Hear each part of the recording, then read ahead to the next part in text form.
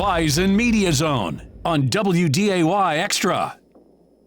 Of Bison basketball coverage, North Dakota State men's have already clinched the top overall seed.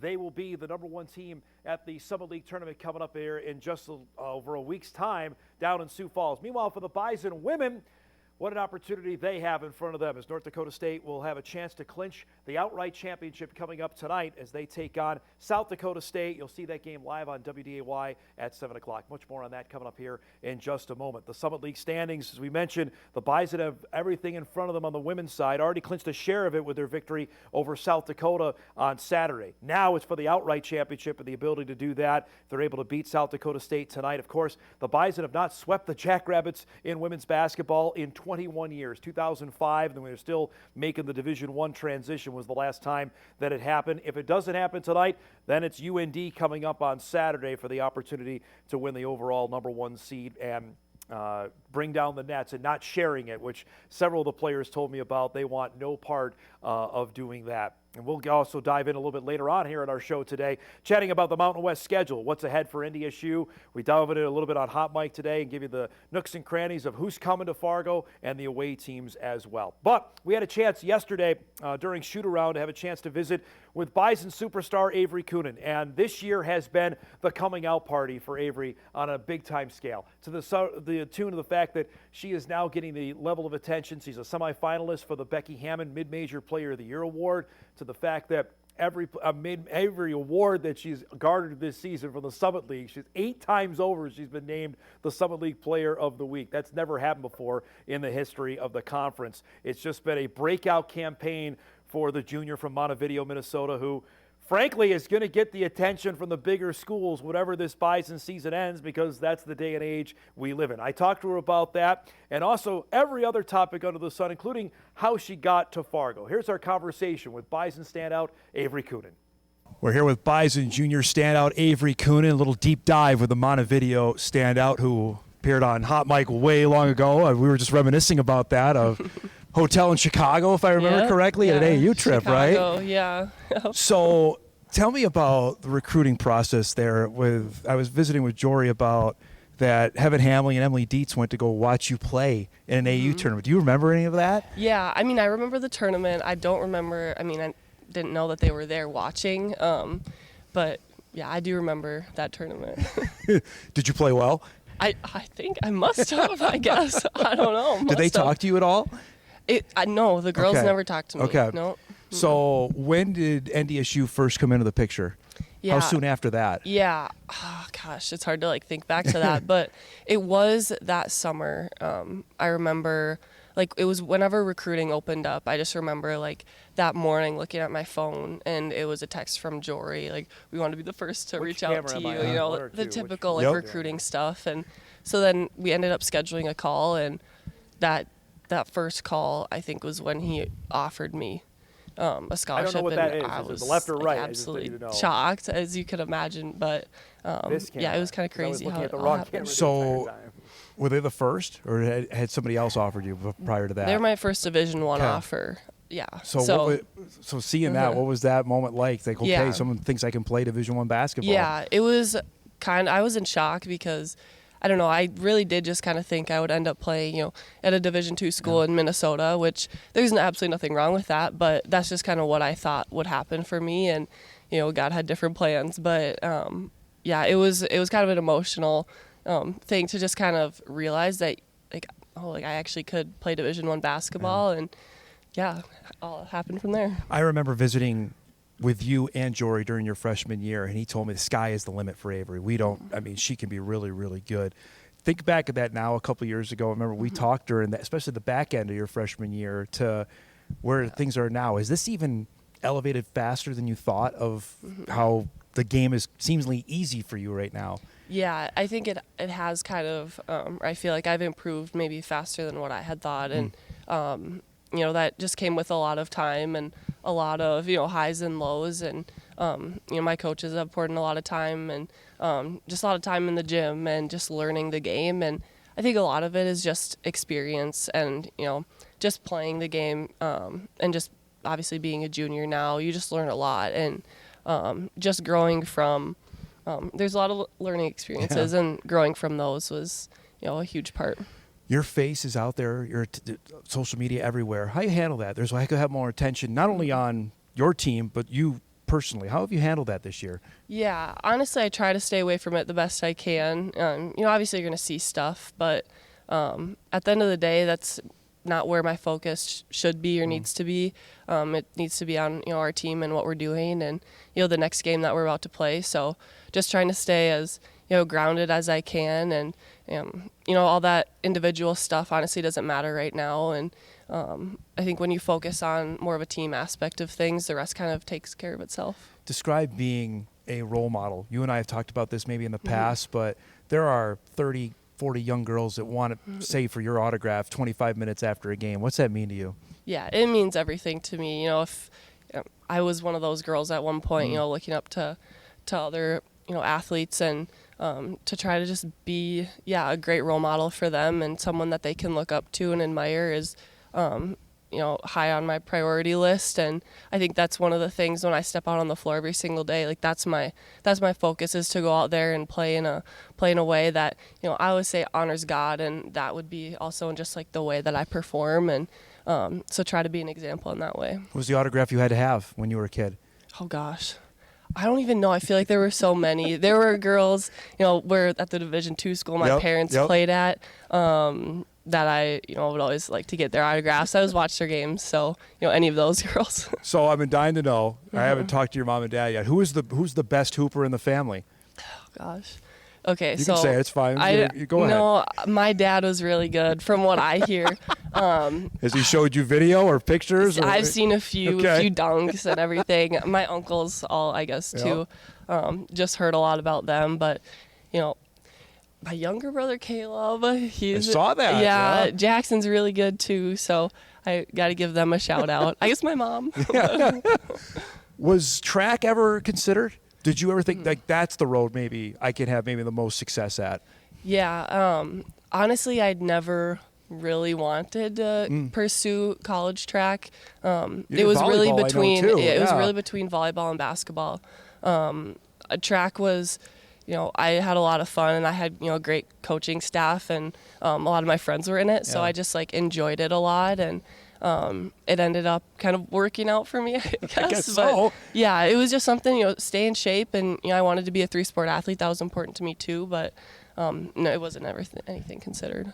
All Bison fans have mentioned to me since this winning streak got going, you guys have been playing, well, how are they going to keep Avery for next season? That goes to maybe back to an earlier conversation we had. And we've talked about actually each of the last 2 years about your commitment to stay. How do you handle that, knowing full well maybe these conversations are already going on that there's going to be schools that want you to come play there after this season? Yeah, I think my focus right now, number one, is this team and this program, and that's what it has been the whole time that I've been here. And I love where I'm at. I love the community that I'm a part of, the program I'm a part of. So just trying to keep my focus on what matters and what's important, and also staying strong to like my values and why I play basketball is another huge thing that helps me stay grounded in those situations. Take me inside the locker room Saturday in Vermillion. What was that like after the game? Yeah, that was an unreal feeling. That's what you work hard for, day in, day out throughout the whole year, and to kind of get that experience with your teammates and experience that kind of like joy and feeling of accomplishment is an unreal feeling. Does it seem written that you have a chance to win this thing outright here, and it's South Dakota State of all teams? I mean, describe the opportunity in front of you for this game on Wednesday. Yeah, I was just talking to I was talking to Molly about it actually. It's kind of crazy how it all just kind of worked out to be that way, and that's just like the best way to do it, especially like rivalry week. You get both of your rivals at home.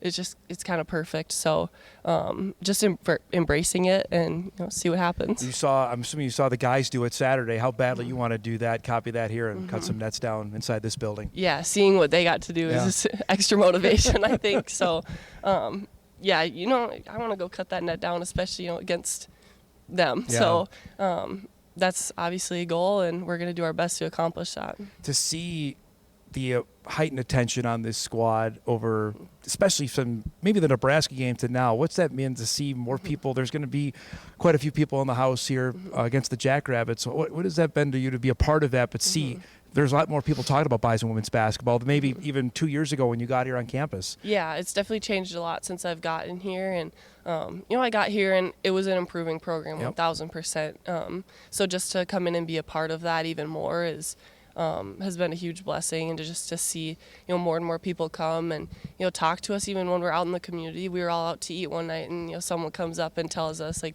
great job the other night. So just to kind of experience that with this group of girls is really special. Koenen from North Dakota State as we get set for the Bison matchup with South Dakota State. Again, we talked about what she has done offensively this season is just remarkable. 19 points per game, 11 rebounds per game, 8 times over selected as the Summit League Athlete of the Week, Player of the Week. Just remarkable. 30 points in the last game for NDSU in the victory against South Dakota, tied her career high. And we know tonight they gave out 1,000 free tickets to our friends at Northwestern Mutual to get into the building. We anticipate there's going to be a large crowd for the game. We'll give you all the TV info before we sign off here to be able to watch the game tonight. But a special opportunity against a South Dakota State team that's going to be without one of its best players, Katie Vasika. Aaron Johnson said yesterday, SDSU head coach, that she's done for the season. So the Jacks still bring Brooklyn Meyer, who right with Avery Koenen is 1A and 1A minus maybe in terms of the best players in the league. They have Maddie Mathewitz, a great point guard as well. And the Jackrabbits just know how to win, and they would love to spoil the party here, especially after the Bison went to Brookings and won back in January, ending a 24-game losing streak. The Bison had not beaten the Jackrabbits prior to that victory since January of 2015. 11 years. That is a long buildup. And obviously, SDSU had its 60-plus game Summit League win streak snapped by the Bison. In fact, they've lost again since then when South Dakota knocked off the Jackrabbits a few weeks ago. SDSU has USD to wrap up the regular season on Saturday in this rivalry weekend with the Dakotas facing each other in women's basketball here over the final week of the season. Should be a great environment tonight. We'll see if NDSU can do it and win outright a Summit League championship. They've already got a share. You heard Avery say, and a couple of the players said to me yesterday, they don't want any part of sharing with South Dakota State. We'll break here on the Bison Media Zone on this Wednesday. We come back. A closer look now. We now know the football schedule, at least the opponents for 2026. We'll dive into that when this Bison Media Zone show returns on WDAY Extra right after this.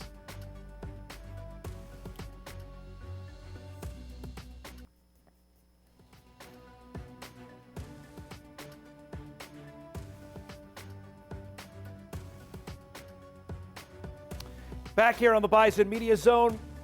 Here it is in full, folks. This is the Release 2026 Mountain West schedule in terms of opponents. Now, the dates, we don't know those yet. That'll be coming out sometime in March, but you see all 10 teams. North Dakota State still trying to adjust to the fact the Bison are part of this league. The Bison, you'll see, will play road games at Hawaii, at Air Force, at UNLV, and at New Mexico. Their home games will consist of Nevada, Northern Illinois, Wyoming, and University of Texas El Paso will be coming to the Fargo Dome. Just a little comparative here of records from last season that these teams amassed. For the Bison home opponents last year, they were 12-36. Not great. Northern Illinois had a tough year. Wyoming had a tough year. Nevada wasn't very good a season ago. UTEP wasn't very good.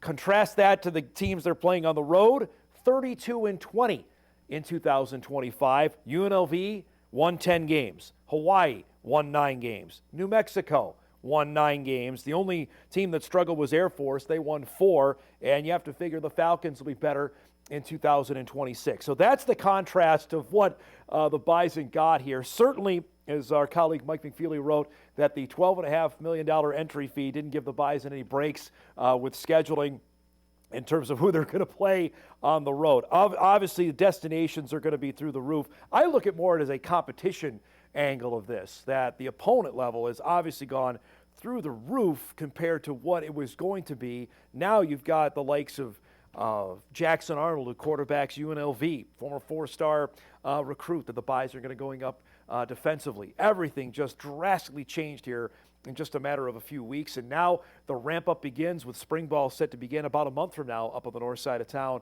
of what they have to get ready for. It's going to be quite the challenge here of what they have in front of them, and frankly for the other teams as well. Wyoming, Nevada, the schools that have a connection to North Dakota State.